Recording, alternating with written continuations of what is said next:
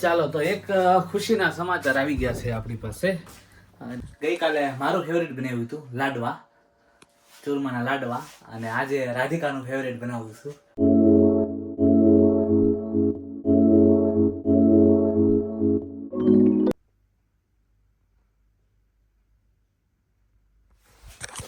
Good morning, જય શ્રી કૃષ્ણ. કેમ છો બધા? મજામાં? તો સ્વાગત છે અમારી ચેનલમાં ફરીથી એકવાર બધાનું. અને સવારના જો 8:30 વાગી ગયા છે અમારે, અને દિવસની શરૂઆત થઈ ગઈ છે. 7:45 તો હું રાધિકાને મૂકી આવ્યો સવારમાં, અને અત્યારે નીજ ને ઉઠાડીને તૈયાર કરીને જમવા બેસાડી દીધો છે. જો તમને બતાવું,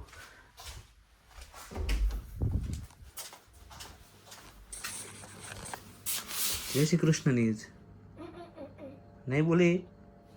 હા, ઓકે. જય શ્રી કૃષ્ણ કીધા નીજે બધાને. તો ચાલો ફટાફટ હવે નીજને મૂકી આવીએ, પછી હું મારું રૂટીન બતાવું. તો નીજભાઈ રેડી થઈ ગયા છે. એ નીજભાઈ, હવે તો જય શ્રી કૃષ્ણ કયો બધાને. આમ હરખું સામું જોઈને કહેવાય, બે હાથ જોડીને કહેવાય. હા, એમ ગુડ. તો ચાલો નીજને સ્કૂલ પર ડ્રોપ કરી દઈએ. હું તો કહેશો. ચાલો તો એક ખુશીના સમાચાર આવી ગયા છે આપણી પાસે, અને ખુશીના સમાચારમાં એવું છે કે મારા મમ્મી પપ્પાના વિઝા મૂકી દીધા છે, અને વિઝા જેવા આવશે એવા તરત જ મારા મમ્મી પપ્પા યમુનાને લઈને અહીંયા આવશે. તો યમુના આવી રહી છે, એની બહુ જ મોટી ખુશી છે મારા માટે, અમારા માટે. તો ફટાફટ વિઝા આવે એની રાહ જોઈએ છીએ. વિઝા આવે એટલે યમુના અહીંયા.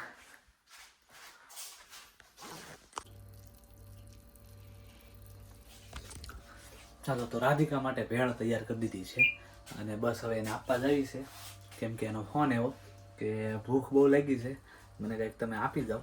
તો ફટાફટ તો આપણી પાસે શું હોય, એક જ ઓપ્શન, ભેળ. એટલે કરી નાખી ભેળ રેડી, અને હવે એને આપી આવું. પછી આવીને તરત નીજને લેવા જવાનું થાય. નહીં, હજી તો 2 વાગવા આવ્યા છે, એટલે આવીને તરત નહીં થાય, પણ થોડી વાર પછી થાય આવીને.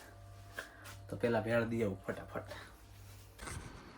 ચાલો તો પહોંચી ગયો છું રાધિકાને ભેળ આપવા માટે. રાધિકા આવે જ છે, હજી આવે દેખાતી નથી. તો બની કેટલી વાર લાગે. ફોન કર્યો હતો કે આવું જ છું, બ્રેક પડી ગયો છે ઓલરેડી. ચાલો તો આપણે રસોઈની શરૂઆત કરી દીધી છે, અને આપણે બનાવીએ છીએ પાલકની ભાજી. ગઈકાલે મારું ફેવરિટ બનાવ્યું હતું લાડવા, ચૂરમાના લાડવા, અને આજે રાધિકાનું ફેવરિટ બનાવું છું પાલકની ભાજી. ગઈકાલે કેમ કે આવીને હું અહીંયા રસોઈ કરતો હતો ને, તો અહીંયા બહાર અહીંથી કે પાલકની ભાજી બનાવીને તો મજા આવી જાય એમ બોલી. એટલે મેં કીધું આજ લાય, એના માટે એની ફેવરિટ છે પાલકની ભાજી. તો મેં કીધું એના માટે પાલકની ભાજી આપણે કરી નાખીએ આજે. પાલકની ભાજી અને ભાખરી, છાશ, અથાણું, મેનું પૂરું. જો પાલકની ભાજી આપણે સમારવાનું ચાલુ કરી દીધું છે. સમારાઈ જાય એટલે વઘારી નાખીને પછી બનાવી નાખી ભાખરી. ચાલો તો આપણી પાલકની ભાજી બનીને થઈ ગઈ છે તૈયાર. જો તમને બતાવું,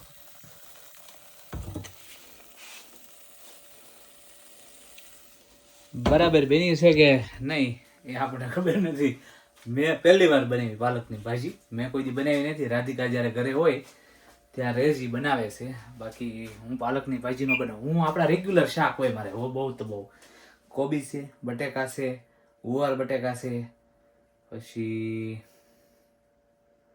ફુલાવર વટાણા છે, આ બધા જે રેગ્યુલર શાક હોય ને એ જ હું બનાવું. બાકી કોઈ આડાવાળા શાક હું બનાવતો નથી. પણ આજે રાધિકાની ઈચ્છાને, ગઈકાલની ઈચ્છાને માન રાખીને મેં આજે એની માટે પાલકની ભાજી બનાવવાની ટ્રાય કરી છે. હવે રાધિકા જ આપણને કહેશે કેવી બની છે એમ. બાકી નવું બનાવવાનું હોય એ મારે બનાવવાનું હોય. શીખતો જાઉં, બનાવતો જાઉં, શીખતો જાઉં, બનાવતો જાઉં, બધાય મોજ કરતા થાય. ચાલો નીશભાઈ સુવા માટે આવી ગયા છે. જો હું તમને બતાવી દઉં. નીશ જાગશો? નીશ સુઈ ગયો લાગે છે. તો ભલે હું તો જાગ્યો.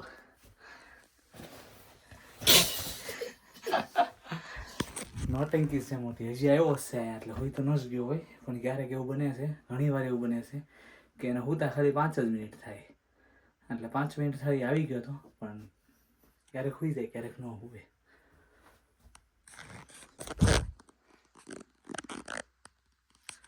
ચાલો તો 9:30 વાગી ગયા છે અને ઓલમોસ્ટ સુવાનો ટાઈમ થઈ ગયો છે.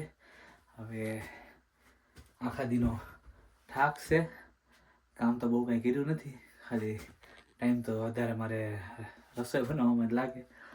પણ પછી હવે આવતીકાલે તો સાંજે નાઈટ છે ઠેઠ, એટલે પાછા આખો દી ઘરે ને સાંજે રસોઈ બનાવશું.